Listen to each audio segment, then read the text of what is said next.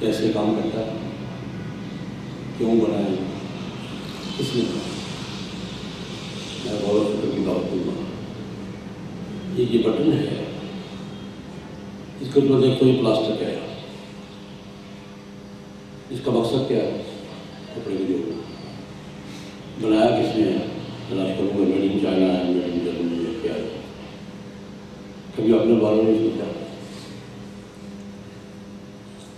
ہم اپنے بارے میں 2 سوالوں پر بہت تحقیق سے پڑھیے. میں آپ کا موضوع یہی میڈیکل سائنس کا موضوع انسانی باڈی. میڈیکل سائنس کا موضوع انسانی باڈی ہے، اور انسانی باڈی کی جتنی ریسرچ ہوئی ہے کمال ہے. کسی چیز کی اتنی ریسرچ نہیں ہوئی ہوگی جتنی انسانی باڈی پر. ہزاروں مرتبہ لاکھوں مرتبہ چیز پاڑ گئی. ہر دفعہ کو نئی چیز ملتی ہے. لیکن جو بات میں کر رہی انسانی باڈی میڈیکل سائنس کا موضوع ہے. 2 سوال یہ کیا ہے، کیسے بنتا ہے، بنایا کس نے ہے، اس کا ایجنڈا کیا ہے. یہ ہمارے یہاں سے یہ بات اللہ کا رسول بتاتا ہے.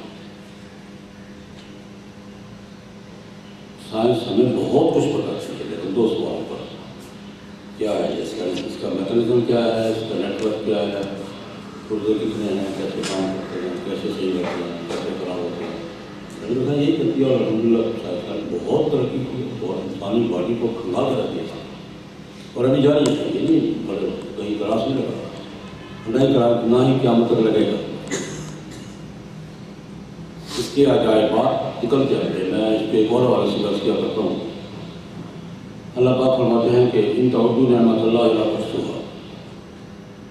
اگر تم اللہ کی نعمتیں شمار کرنا چاہو نا تم شمار نہیں کر سکتے. اللہ کا دعویٰ ہے ان تعدوا نعمت اللہ لا تحصوها. اللہ کی نعمتوں کو شمار کرنا چاہو نا نہیں کر سکتے. باہر کو چھوڑیں.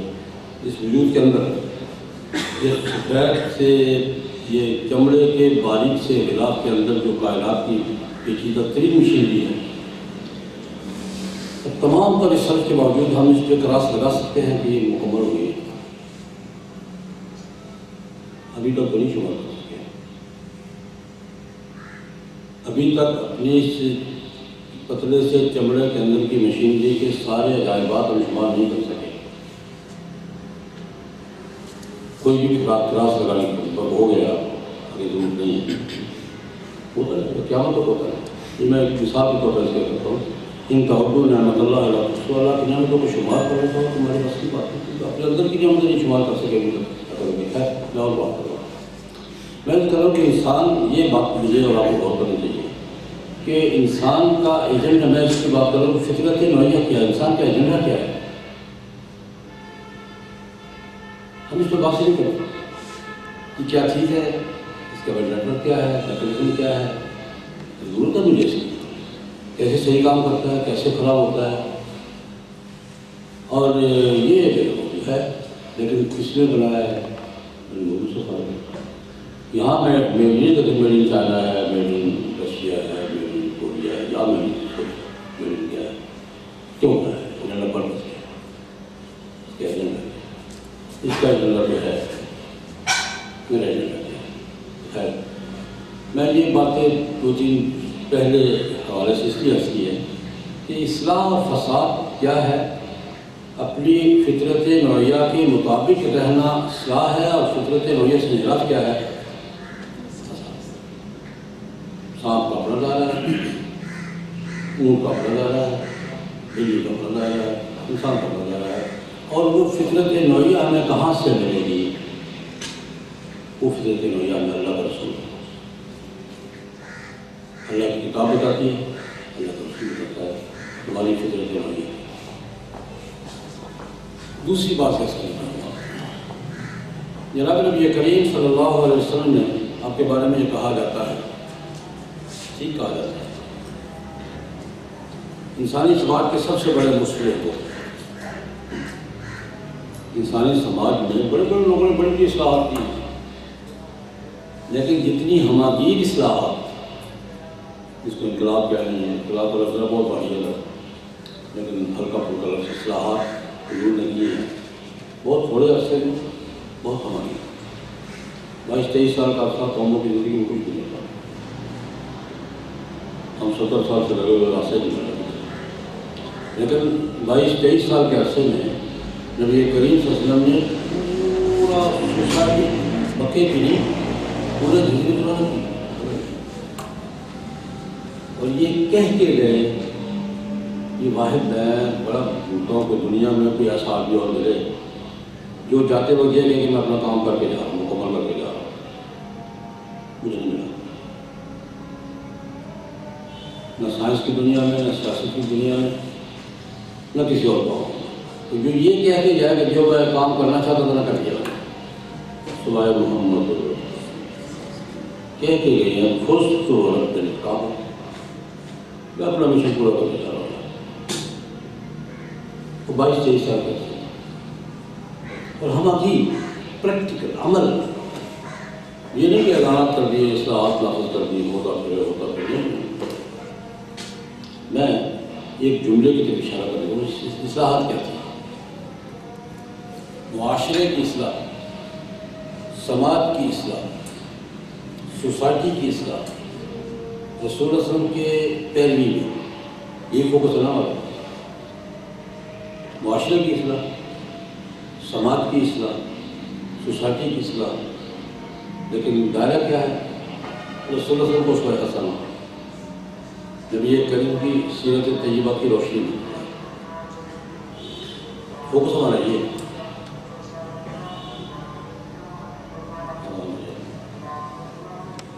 میں اس پہ بات کر رہا ہوں کہ معاشرے کی اصلاح، سماج کی اصلاح، سوسائٹی کی اصلاح جناب نبی کریم صلی اللہ علیہ وسلم کی سیرت طیبہ کی روشنی. انہوں نے کیسے اصلاح کی تھی کیا؟ اس پر میں رسول اللہ کا اپنا جملہ نقل کرنا چاہوں گا. حجۃ الوداع میں نبی کریم صلی اللہ علیہ وسلم نے جو خطبہ مینا میں ارشاد فرمایا تھا اس کا جملہ بہت نصیب نقل کیا ہے. مینا میں کھڑے تھے اور یہ فرما رہے تھے کہ میں جس مشن پہ آیا ہوں اور یہ کہہ کے لالی لال کارم باغ عامی حال جو پوچھنا پوچھ لو، جو سیکھنا سیکھ لو، اگلے سال شاید یہ کہہ کے وہ 2-4 دن کو گزارے ہیں نا، 5 دن اپنی پوری جماعت کے ساتھ یہ کہہ کے گزارے ہیں لال خدو آنے مانا سکتے لالی لال کارم باغ جو پوچھنا پوچھ لو، جو سیکھنا سیکھ لو، شاید اس سال کے بعد میری تو وہی بات اللہ تعالیٰ کی اس ماحول کی نفسیاتی کیفیت کیا ہوگی. تو یہ کیا بھائی یہ بھائی آپ کو جاتی ملاقات ہے کہ بھائی اگلے سال شاید ملاقات نہ ہو، جو پوچھنا پوچھ کر اس فضا میں، اس ماحول میں انہوں نے جملہ فرمایا خطبے میں، فرمایا کل امر الجاہلیت موضوع تحت قدمے. جاہلیت کی ساری قدریں آج میرے پاؤں پر. اپنی 23 سال کی محنت کا نچوڑ یہ یعنی 23 سال محنت کی ہے، اس کا نچوڑ کیا ہے؟ کل امر الجاہلیت موضوع تحت قدم. آج جاہلیت کی ساری قدریں میرے پاؤں کی. دوسرا ضروری فرمایا جاہلیت کا دور اپنے پاؤں کے نیچے روند کر میرے علم اور روشنی کے دور. میں صحابہ فکر کی دعوت دیا کرتا، تھوڑا غور کر لیں اس وقت حضور کے پاؤں کے نیچے تھا کیا کیا، کون سی باتیں بدلی ہیں. 22-23 سال کا تجزیہ کرنا کوئی زیادہ مشکل نہیں ہے. کون سی باتیں تھیں ختم ہو گئی، کون سی نہیں تھی آ گئی. یہ تبدیلی ہے، تبدیلی اس کی کسی کہتے ہیں. بہت سی نہیں تھی آ گئی، بہت سی تھی ختم ہو گئی. ذرا 22-23 سال میں حضور نے کون سی باتیں داخل کی ہیں، کون سی خارج کی ہیں، ایک نظر ڈال. مثال کے طور پر نبی کریم صلی اللہ علیہ وسلم نے جب پہلا اعلان کیا تھا صفات پہ کھڑے ہوئے، 22 سال کی بات ہے، 23 سال پہلے پہلی آواز جب لگائی یا ایھا الناس قولوا لا الہ الا اللہ تفلحوا، تو چاروں طرف بت تھے، بتوں کے درمیان کھڑے ہو کر بات 360 تو حرم لگ گئے، انہوں نے کھڑے ہو کر بات لیکن 23 سال کے بعد جب حضور فرما رہے ہیں کہ جاہلیت کی ساری قدریں آج میرے پاؤں کے نیچے ہیں، پورے جزیرۃ العرب میں ایک بھی بت بس نہیں، پورے مکہ کی بات کر رہا ہے، جزیرۃ العرب پورا، یمن سمیت، بحرین سمیت، نجد سمیت، پورے جزیرے میں 22 سال کا ہر چیز حکومت ہے۔ یا نبی کریم صلی اللہ علیہ وسلم نے جو اصلاحات کی ہیں، میں نے ایک بار گننا شروع کی تھی، فہرست بنانی شروع کی تھی کہ حضور جب اعلان کر رہے تھے پہلا تو کیا کیا چیزیں تھیں، اور جب یہ اعلان کر رہے ہیں تو کیا کیا چیزیں تھیں، وہ 21-22 کی فہرست بنائی تھی میں نے، گنتے حدیث میں سے، تاریخ میں سے، وہ فہرست نہیں سنا تو وہ پھر 2-3 باتیں میں بس یہ رنگ نسل کے امتیاز اور کالے گورے کا فرق اور قومیت کا اور علاقے کا یہ عروج پر تھا،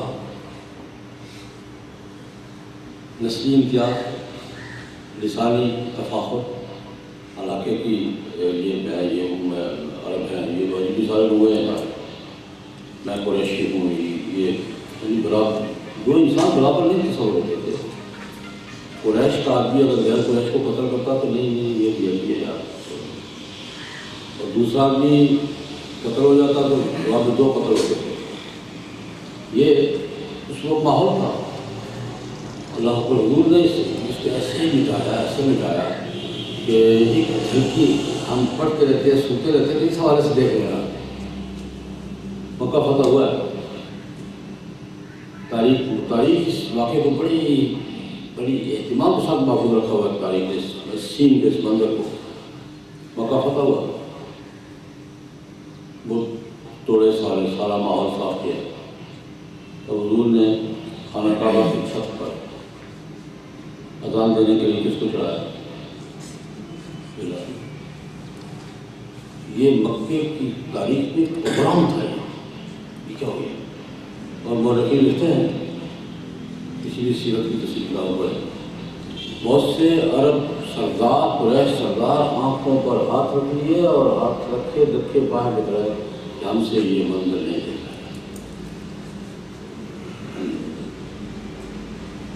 قریشی سردار کا جملہ منظور ہے، اپنے باپ کو نام لے کر کہا، ابا جی تم بڑے خوش قسمت ہو کہ تم اس سے پہلے فوت ہو گئے تھے، یہ منظر تم نے دیکھنے کی کوشش کی، بلال کرتے ہوئے ہوا، اور صرف زبانی نہیں ہوا، عمل میں ہوا۔ یہ نسل تفاخر، رنگ کا تفاخر، یہ زبان کا تفاخر، یہ دونوں عمل میں ختم کر کے دکھائے۔ کیا مسئلہ دیکھیں، جناب نبی کریم صلی اللہ علیہ وسلم 23 سال پہلے کا ماحول یہ تھا کہ سارے سود کھاتے تھے، سب کھاتے تھے، ان کے چچا سب سے بڑا سود کے کاروباری چچا محترم تھے عباس، سود کے سب سے بڑے کاروباری حضرت عباس تھے، چچا جان تھے۔ حضور نے ختم کرنے کا اعلان کیا، اور ختم کا اعلان ایسے کیا،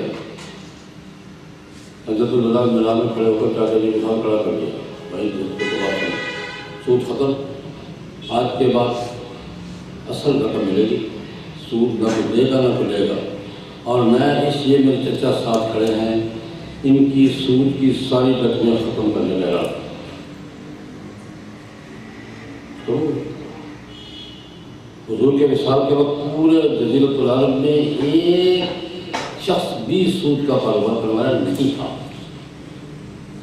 حتیٰ کہ بڑا دلچسپ بات ہے، یہ بنو ثقیف کے لوگ سیرت کی کسی تفصیلی کتاب میں پڑھ لیں، آپ کو ملے گا یہ بات، سیرت کی کتاب ہاتھ ہے تو بنو ثقیف کے وفد کی ملاقات حضور سے پڑے ہوئے، ٹائٹل اس کے یہ بنو ثقیف کے وفد کی ملاقات، یہ طائف کا بڑا قبیلہ ہوتا، یہ جب اسلام قبول کرنے آئے ہیں تو شرط لگا دی تھی کہ اصل شراب نہیں چھوڑیں گے، ہمارا گوروں کا علاقہ ہے، گوروں کی پیداوار ہوتی ہے، نہیں ہمارا کاروبار خراب ہوگا، سود نہیں چھوڑیں گے، ہمارا بزنس سود پر ہے،